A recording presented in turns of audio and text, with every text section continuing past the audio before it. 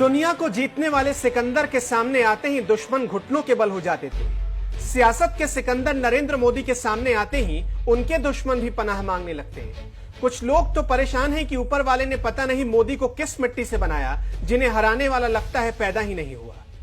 यह विधि का विधान कहीं या परिश्रम का परिणाम। नरेंद्र मोदी आज तक कोई चुनाव हारे ही नहीं और उन्हें हराने जो भी मैदान में उतरा, समझो उसके राजनीतिक सितारे की शाम हो गई। इसमें एक से बढ़कर एक नाम है, एक से बढ़कर एक धुरंधर है।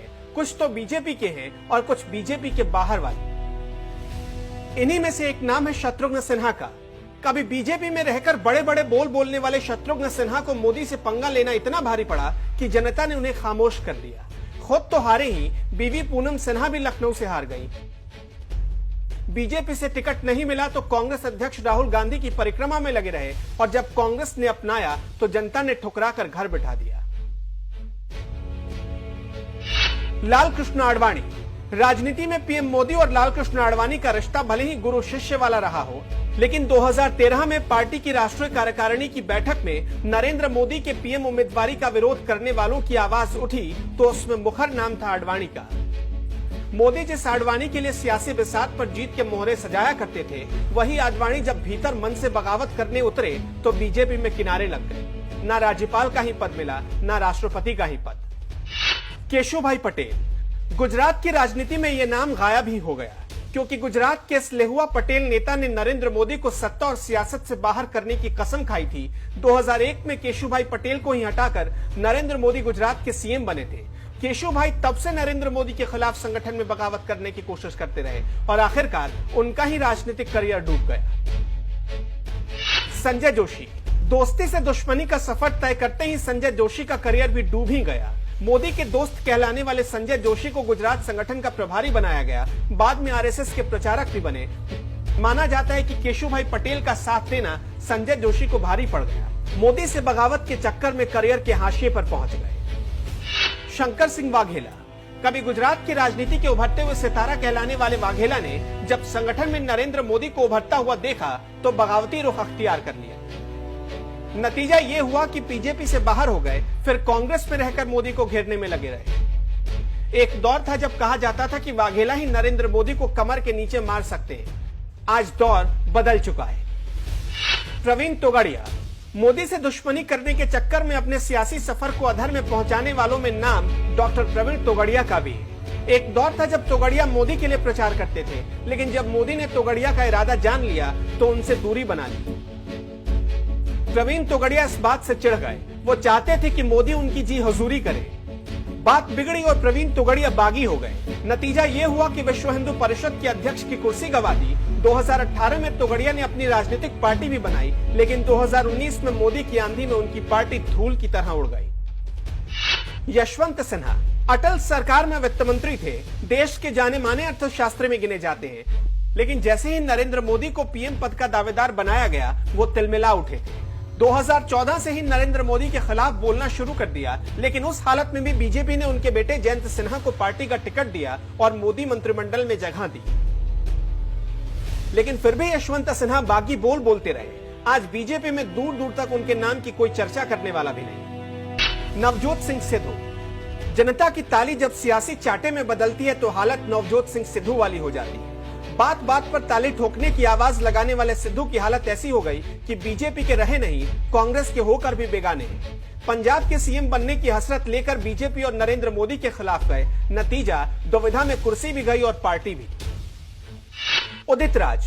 दिल्ली के उत्तर पश्चिम लोकसभा सीट से 2014 में सांसद बने और बाद में 2019 के लोकसभा चुनाव से ऐन पहले कांग्रेस के हो गए। पीएम मोदी और अमित शाह के खिलाफ विरोधी बोल ने टिकट तो उड़ाया ही, उम्मीदवारी भी उड़ गई। अब जरा बीजेपी से बाहर निकलते हैं। बुआ बबुआ की जोड़ी का हश्र आपने 2019 के लोकसभा चुनाव में देखा। माया अखिलेश मिलकर चले थे नरेंद्र मोदी को हराने। हालत ऐसी हो गई कि समाजवादी पार्टी पारिवारिक सीट भी नहीं बचा पाई। पीएम मोदी ने जिसे महामिलावटी गठबंधन कहा था, उसका बंधन शुरू होने के 4 महीने भी नहीं टिक सका और दोनों दलों की राहें जुदा हो गई।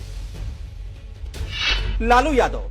नरेंद्र मोदी को पानी पी पीकर कोसने वाले लालू तो चारा चोरी के पुराने चक्कर में जेल में बंद हैं। उनका परिवार, उनकी पार्टी सब बिखर गई। 2019 के लोकसभा चुनाव में आरजेडी का सुपड़ा बिहार से लगभग साफ हो गया। जनता ने मोदी से दुश्मनी का ऐसा बदला लिया कि इस हार के सदमे से उबरने में अभी और लंबा वक्त लगेगा। मायावती।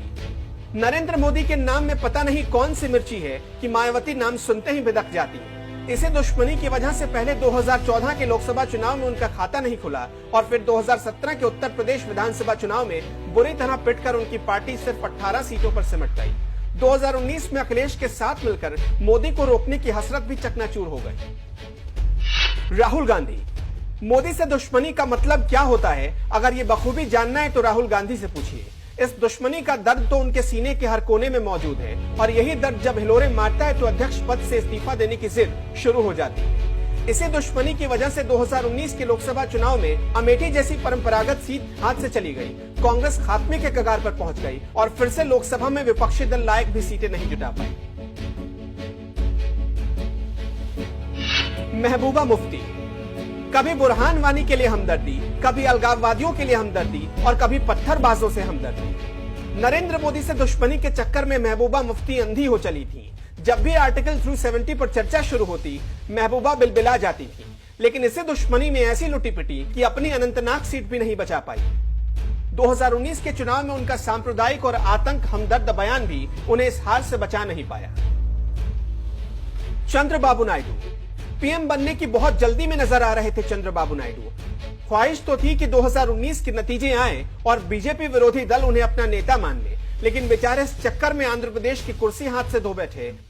हालत यह हो गई कि लोकसभा में उनकी पार्टी की सिर्फ 3 सीटें रह गई और विधानसभा में सिर्फ 23। अरविंद केजरीवाल। हर बात के लिए मोदी को जिम्मेदार ठहराने वाले अरविंद केजरीवाल की आम आदमी पार्टी दिल्ली की सातों लोकसभा सीटों पर धड़ाम हो गई। नीतीश कुमार। नीतीश कुमार की हालत तो देख ही रहे होंगे आप। कार्यक्रम नीतीश का होता है लेकिन नारे मोदी मोदी के गूंजते हैं और नीतीश कुमार को चुपचाप ये सहना पड़ता है। इसी तरह आईपीएस संजीव भट्ट, मणिशंकर अय्यर और कपिल सिब्बल की हालत भी किसी से छुपी नहीं है। ममता बनर्जी। मोदी का नाम सुनते ही ममता दीदी उचक कर बैठ जाती हैं। मोदी को अपना दुश्मन नंबर 1 मानने वाली दीदी इसी दुश्मनी के चक्कर में अंधी हो गई और धीरे धीरे बंगाल उनके हाथों से जा रहा है, लेकिन अब देखने के अलावा वो कुछ नहीं कर सकते। मोदी की सियासत में बगावत के रोड़े डालने वालों के लिए ये आंकड़े डराने वाले हैं। मतलब साफ है, मोदी से पंगा लिया तो सियासी सितारे गर्दिश में चले जाएंगे।